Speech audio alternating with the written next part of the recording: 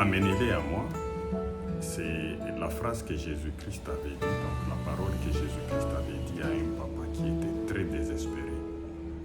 Il était désespéré parce qu'il avait un enfant qui était malade. Et cet enfant était malade depuis son enfance.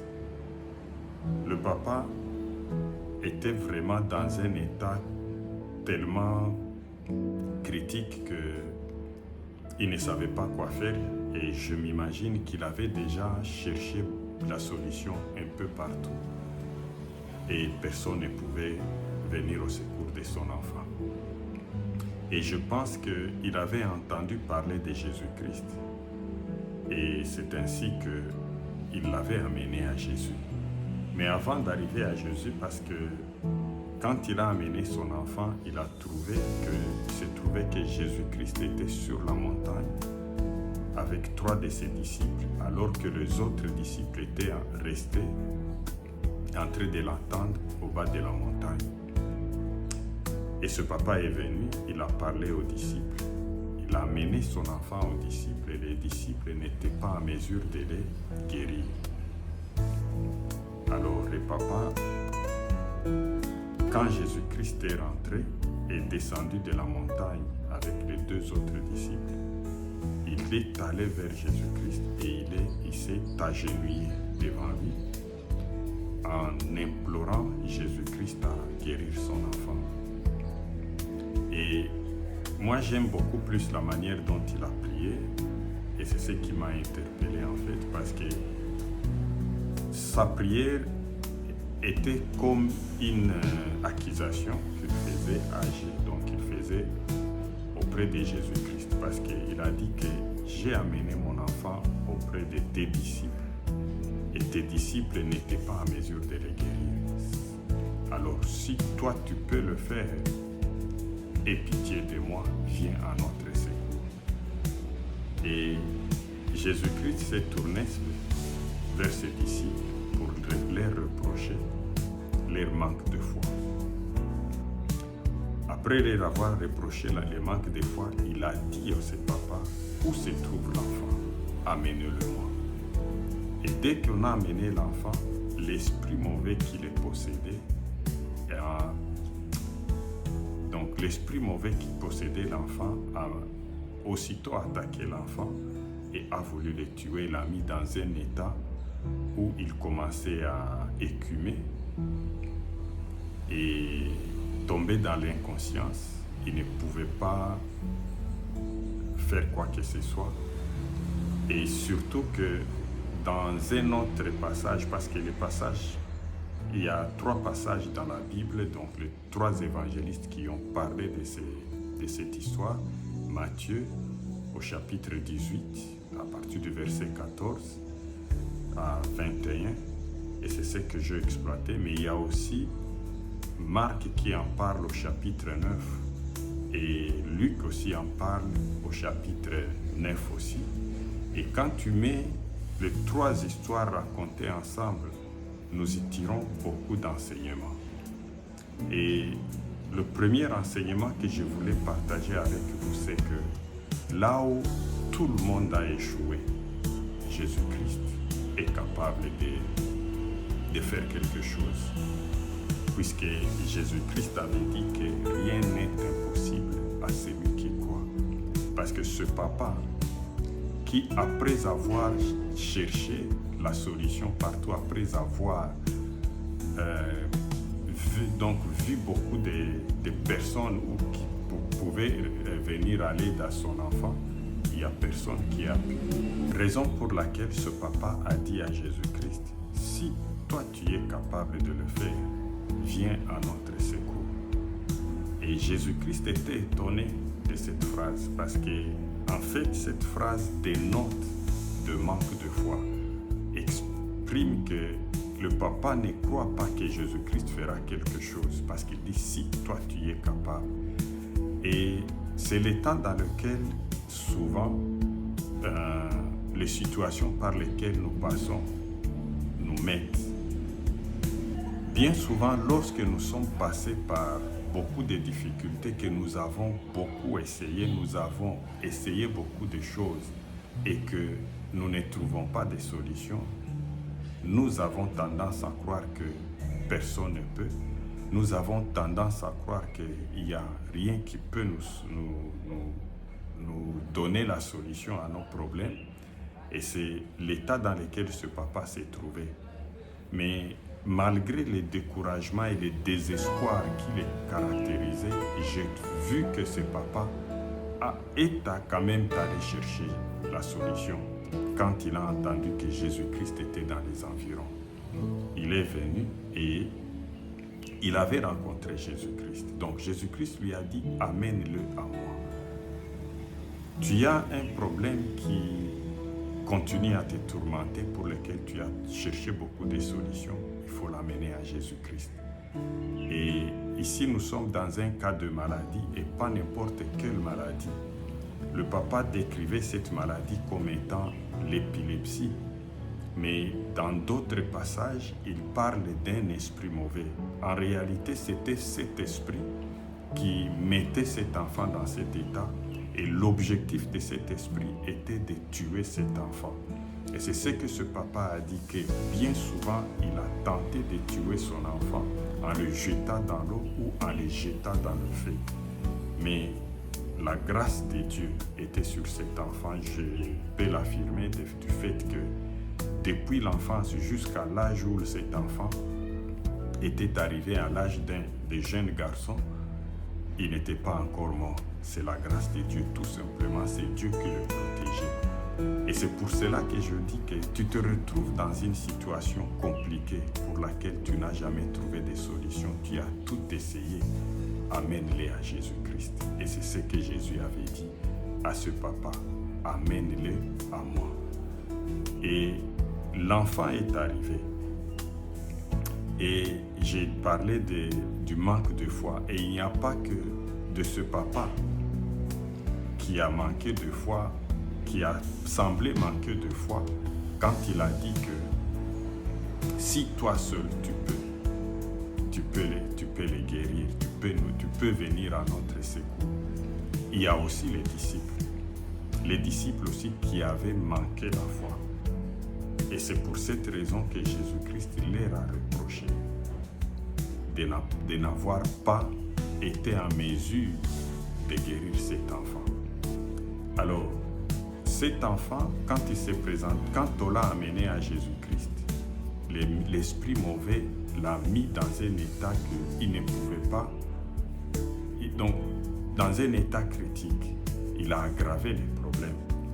Et aussi, c'est toujours la stratégie de l'ennemi de nous faire voir que même Jésus-Christ ne peut pas, de nous décourager, tenter de nous désorienter ou de nous détourner de l'attention, de la foi que nous accordons, nous portons envers Dieu. Il a tenté de dissuader le Père que la solution que tu as cherchée n'était pas la bonne. Regarde maintenant comment est-ce que la situation de ton enfant vient de s'aggraver. Mais Jésus-Christ a commandé à cet esprit. Il lui a donné l'ordre de quitter, de sortir de cet enfant. Et moi, j'ai aimé beaucoup plus la phrase ici qui dit que Jésus, il a dit à cet esprit, sors de cet enfant et ne reviens plus jamais. Et c'est ce que Jésus-Christ peut faire, seul, capable de donner des ordres. La Bible dit qu'il est le chef de tous les esprits dans le Dieu céleste, parce que tous les esprits sont soumis à Jésus-Christ. Il lui avait donné l'ordre de sortir et de ne plus jamais revenir.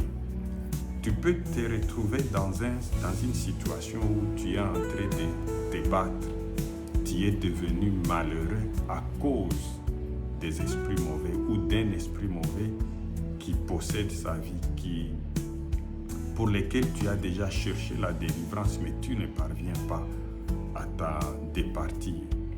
Tu peux te retrouver dans une situation où même tu as reçu une délivrance, on a chassé l'esprit mauvais, mais le lendemain, il est revenu ou quelques jours après, il est revenu. J'ai vu dans les cadres de travail du Seigneur, dans lesquels, dans certains moments où j'ai participé à des délivrances, des personnes à qui nous avons prié, qui étaient délivrées, mais quelques jours après, la même personne se retrouve avec les mêmes esprits. Donc, tout simplement parce que l'esprit est parti et il est revenu. Et seul Jésus est capable de fixer des limites que les esprits ne peuvent pas franchir. Il lui avait ordonné de partir. Et il est capable d'ordonner à ton problème, ces problèmes qui te tracassent, ces problèmes qui te tourmentent, auxquels tu as cherché des solutions et que tu n'as pas trouvé. Jésus-Christ est capable d'ordonner à ces problèmes de sortir de ta vie et de ne plus jamais revenir. Donc, tu n'as qu'à faire confiance à Jésus-Christ. Alors, qu'est-ce que nous devons quand nous venons à Jésus-Christ? Nous avons besoin de la foi. Et j'ai vu deux comportements ici qui ont attiré aussi mon attention. C'est que le premier comportement, c'est celui des disciples. Quand ils se sont retrouvés seuls avec Jésus-Christ, ils sont allés vers lui pour lui demander pour quelle raison nous n'avons pas été à mesure de chasser cet esprit. Jésus-Christ leur avait dit deux choses.